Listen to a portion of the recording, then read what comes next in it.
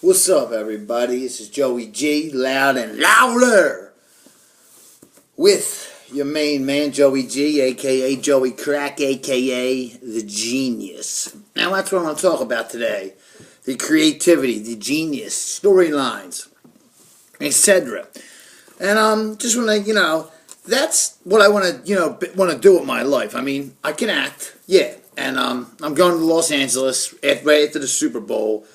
That Monday, I'm leaving for 2 weeks. I'm going to go out to LA, 3 weeks. I'm going to go out to Los Angeles, check it out, find a place, stay in a motel for 2 weeks, and then I'm going to come back to Philly, and then in March or April, I'm going to move out there and, just do my thing. Now, I can't really put a finger on, I'm going to go into the acting, you know what I mean? An audition. My passion is wrestling, and I would take being a writer, a creative writer in wrestling, in any indie company. I mean, no offense to Tommy Dreamer, but I would, I would take, I don't want to go to, be for his creative writer for life. You know what I'm saying? I mean, maybe to start out, damn, man, I'm having bad reflexes. I thought I freaking just saw a squirrel go past me. See? Don't take acid, kids. That's from taking acid when I was younger. What do you call it? Holy shit, I just thought I saw something go by me. I swear to God, people. I thought I saw a rat or something go by my foot. I was like, did you see my face? Holy shit.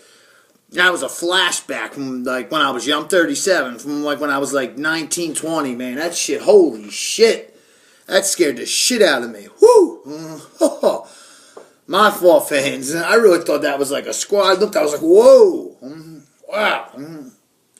But yeah, I'm going to LA in the beginning of February, and I'm going to go back after my birthday. My 38th birthday is April 14th, and then around end of April, beginning of May, I'm going to go out to Los Angeles to live. Unless something happens here, while I'm still living in Philly and I get a job working for, a wrestling company, you know what I mean? Because I'm not sitting around, I'm not getting any younger, and, this is kind of Joey G telling you a lot about myself. I had demons in the past, I was locked up, you know what I mean? I'm no murderer, I'm I'm no crazy man, I'm a little wild when I used to drink, in a fun way, the people used to call me Crazy Joe, all kinds of shit, people used to say I look like Alfred friggin' Newman, but, I just laugh about it, Mickey Rourke, Mickey Rooney, the old man, all kinds of shit, Joey, the party man, no beer, no fun. That used to be my saying in high school. No beer, no fun. No beer, no fun.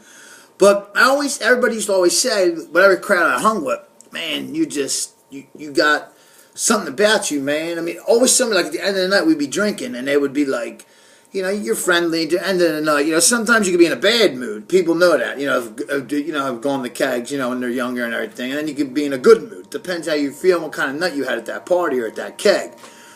And a lot of times, I'm a friendly guy unless somebody starts with me. You know what I mean? Then, it's all yard out. You know what I mean?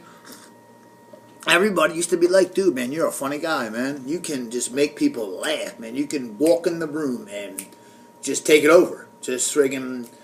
I wouldn't even be telling jokes. And I would just tell like a story. Something that happened to me like during that weekend. And it would people would just start laughing. And then I would just go into shit. And, everybody used to say to me, Joe, man, be an actor. Joe, do this, man. You'll freaking make millions of dollars. And I didn't. I always wanted to party. That was my thing. Now I'm going to party my whole life. I'm going to work at Pathmark and I'm going to party. And that didn't work out. Know what I'm saying? But anyway, I want to tell you a little bit about my creativity and what I would do in the problems of WWE. And I'm going to start with number one. And this is just an idea to float some of my ideas of what Joey G's about, of the John Cena heel turn. And what I would do in some ranks to at least give him an attitude. At least an attitude change where he's just not squeaky clean John Cena. And yeah, I do like the Celtics, alright? And, I'm wearing fatigue, so, it goes good with the outfit. And my Adidas, so, I always look fly. I dress to impress.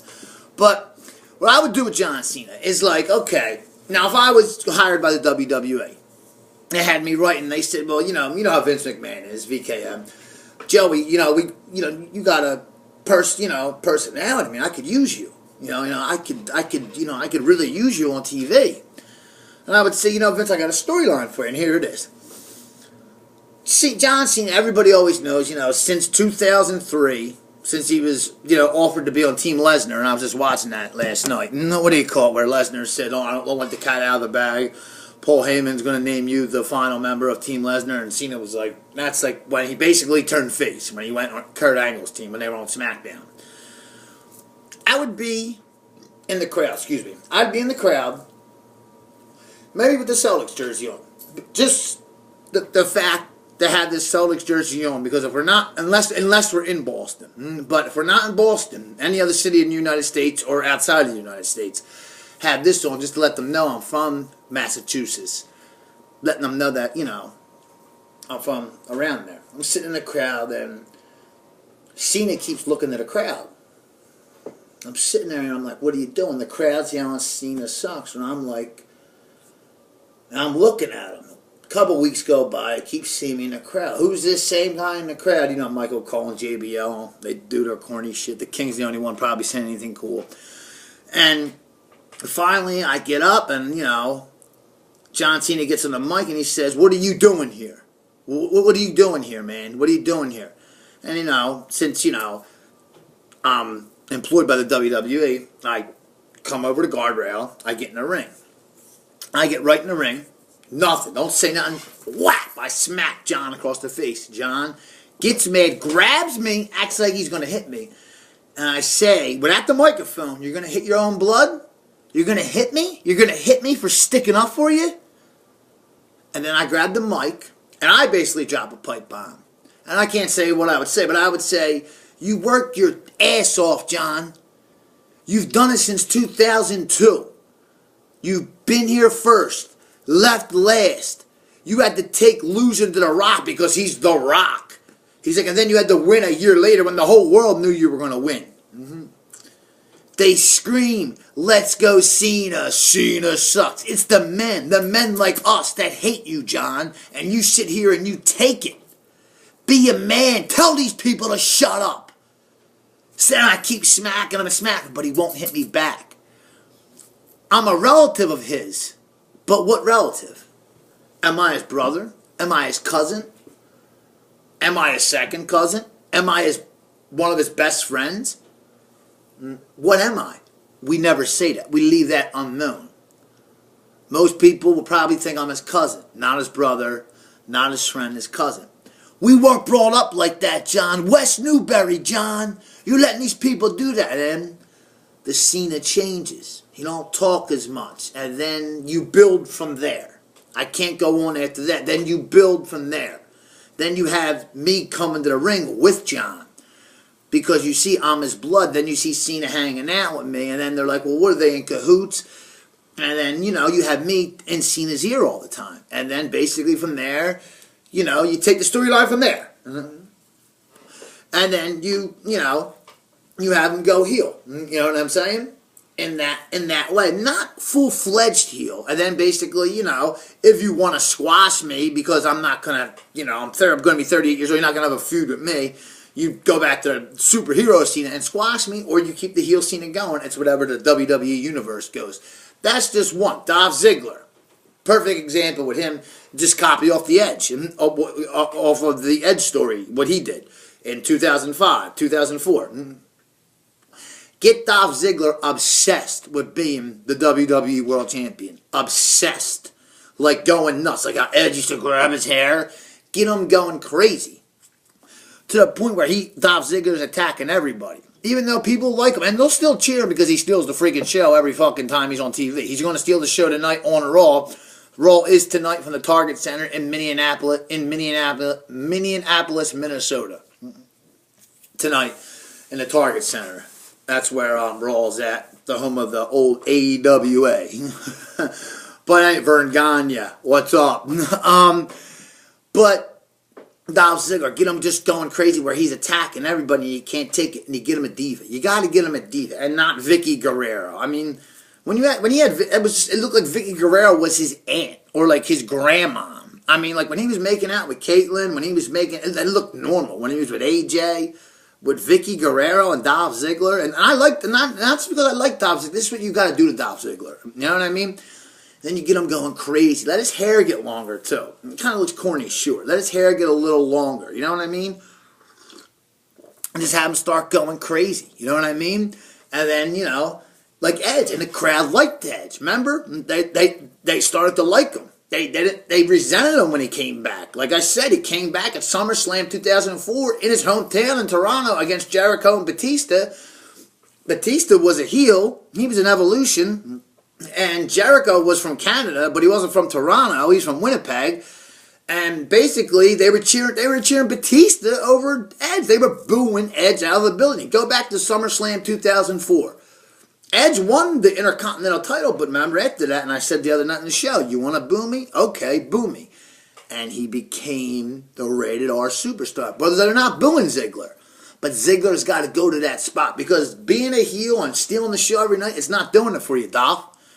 So he has to, if I was writing the creativity, get him going crazy. Get him attacking faces and heels. He's not either one. He's just Dolph Ziggler. You know what I mean? And then, you know what I mean? He wins the next Money in the Bank, just how Edge did. He gets in, he wins it. Give him about 6 months again, walking around with the Money in the Bank briefcase, because that's what Vince McMahon does. Maybe a little shorter this time, maybe 4 months. Then you have him win the title. You change up his look a little bit, but you keep his look as Dolph Ziggler. And then, you know, then you can, you know, work with him, make him as a heel, because he can work. He's a great worker. And then you turn him back into a face, just like you did with Edge. You know what I mean? And I can go on and on and on with storylines. But that's what Joey G would do. And now to sports, which I'm very sick of. Yes, the Dallas Cowboys are in the playoffs. They crushed the Colts yesterday and also crushed my thoughts of the Colts going anywhere near a Super Bowl because they're not. They're not even going to be near the AFC Championship. As a matter of fact, even though they are the AFC South champs, I think...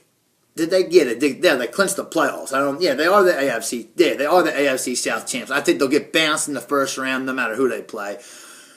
I'll be honest, I don't know how it's going to map out yet, but I think the best team in the NFC by far is the Seattle Seahawks.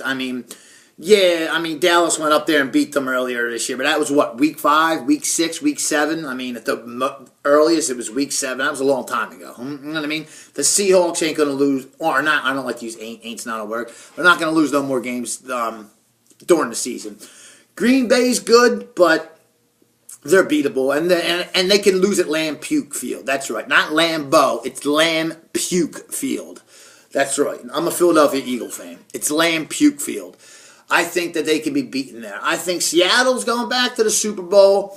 And I think from the AFC, Pittsburgh or New England. That's my pick. I think it'll be Pittsburgh or New England against Seattle. It'll be a rematch of Super Bowl 40. My first pick's Pittsburgh. I think it'll be Pittsburgh and Seattle. A rematch of Super Bowl 40. A rematch of 9 years ago when the Steelers won 21-17 when Antoine Randall L. threw a touchdown pass in that game. And that was Jerome Bettis' last game at Super Bowl 40 at Ford Field in Detroit, Michigan.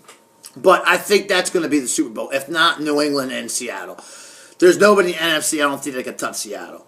Nobody. I hate the Cowboys, but if anybody can beat Seattle, they've already done it. That's the only other team. I think, even though I hate the Cowboys, I think the Cowboys will be in the Super Bowl before Green Bay, before Detroit, before Arizona, before any of them. If it ain't Seattle, I hate to say it, it'll be Dallas. But Dallas is not winning it. If Seattle gets there, they might win it. But Dallas isn't winning it. They'll lose to Pittsburgh or New England. Dallas will lose. But Dallas, I do think, can get there. Wet T-shirt contest, January 16th on a Friday night. 7:30 is the start. If you're a female, 18 or older, you can get in, and you don't have to pay nothing. If you're not in the wet T-shirt contest and you're a male, it's $10. All you can eat, all you can drink, and when I mean drink, everything. Beer and liquor. I don't drink anymore. Well, a little, you know what I mean? But I don't drink like that anymore. I just, I stick with my toker. You know what I'm saying? I stick with just token. And, that's cool. But this is Joey G. I'm going to do some Raw excerpts tonight. Raw coming to you live in about 55 minutes. Stay tuned. Everybody subscribe to Joey G. And this is Joey G. I'm out. Peace.